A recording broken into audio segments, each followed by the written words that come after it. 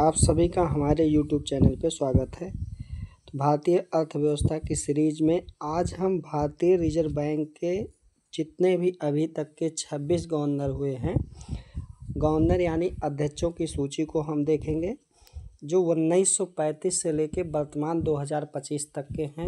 अभी आप देखे हैं कि हाल फिलहाल में नियुक्ति की गई है संजय मल्होत्रा जी की। तो इस तरीके से कौन से क्रम के हैं संजय मल्होत्रा जी, कब इनकी नियुक्ति हुई, कितना कार्यकाल होता है, इन सभी चीज़ों को हम देखेंगे। ये हमारे परीक्षा के एग्ज़ाम की दृष्टि से, परीक्षा की दृष्टि से बेहद ही इम्पोर्टेंट टॉपिक होता है।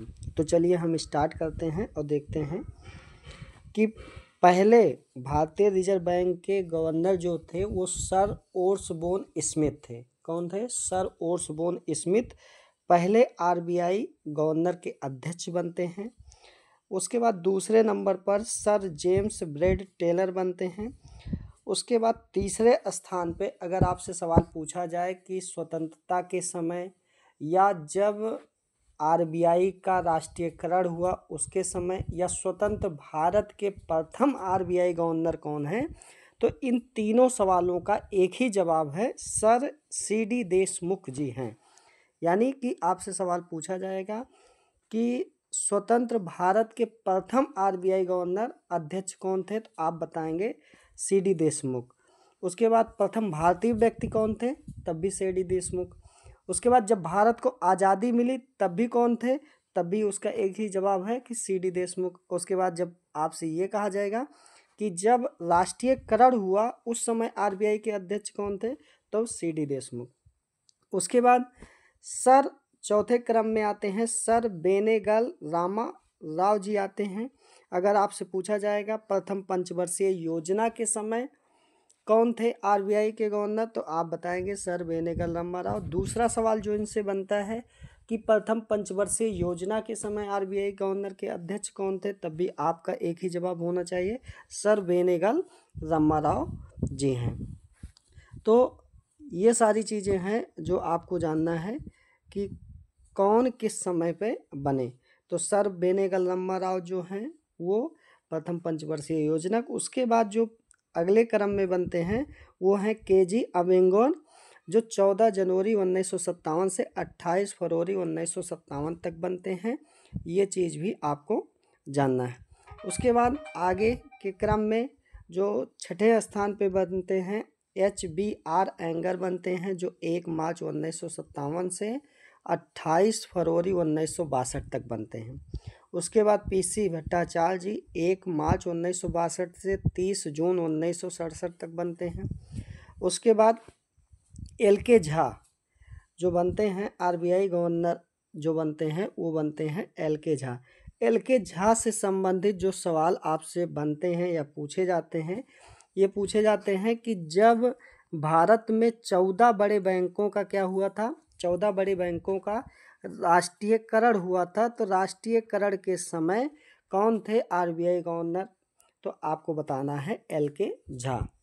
ये चीज़ आपको जानना है। उसके बाद अगले क्रम में आते हैं BN आदकर, जो 4 मई 1970 से 15 जून 1970 तक बनते हैं।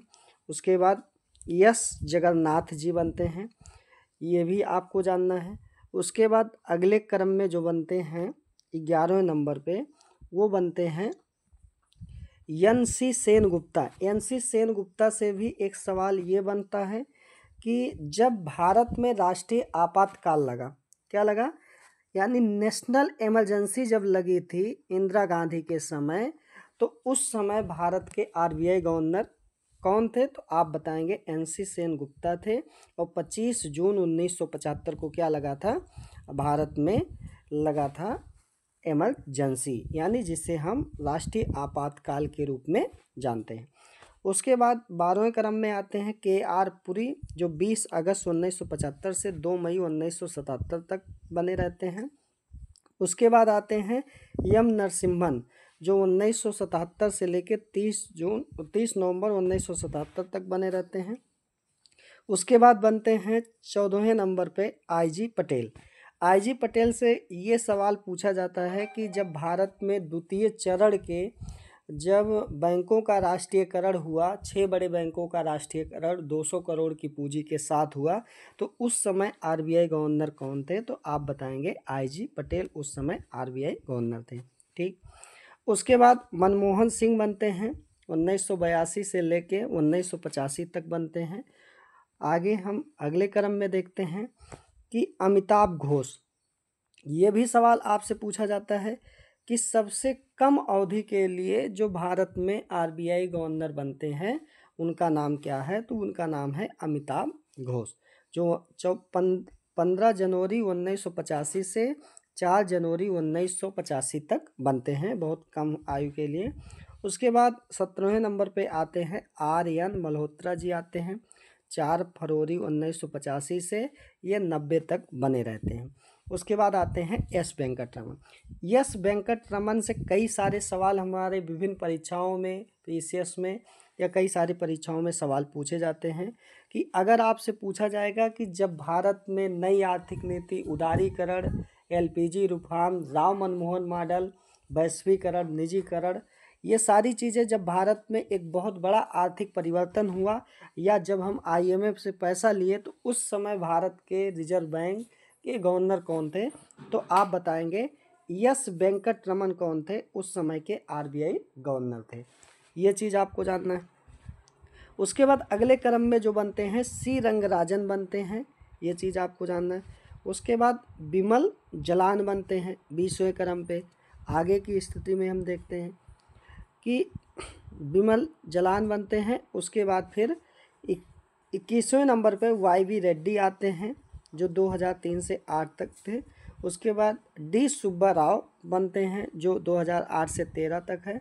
उसके बाद रघुराम राजन बनते हैं। उसके बाद डॉक्टर उर्जित पटेल बनते हैं। डॉक्टर उर्जित पटेल से संबंधित एक सवाल आपसे पूछा जाता है कि एक सवाल नहीं, कई सारे सवाल पूछे जाते हैं डॉक्टर उर्जित पटेल जी से कि जब भारत में मौद्रिक नीति बनी तो उस समय भारत के आरबीआई गवर्नर कौन थे? तो उसका एक ही जवाब है डॉक्टर उर्जित पटेल। जब भारत में नोटबंदी हुई, जब अभी हाल फिलहाल में आप देखते हैं 500, 1000 के नोट बंद हुए, तो उस समय भारत के आरबीआई गवर्नर कौन थे? तब भी आपको एक ही जवाब देना है, डॉक्टर उर्जित पटेल।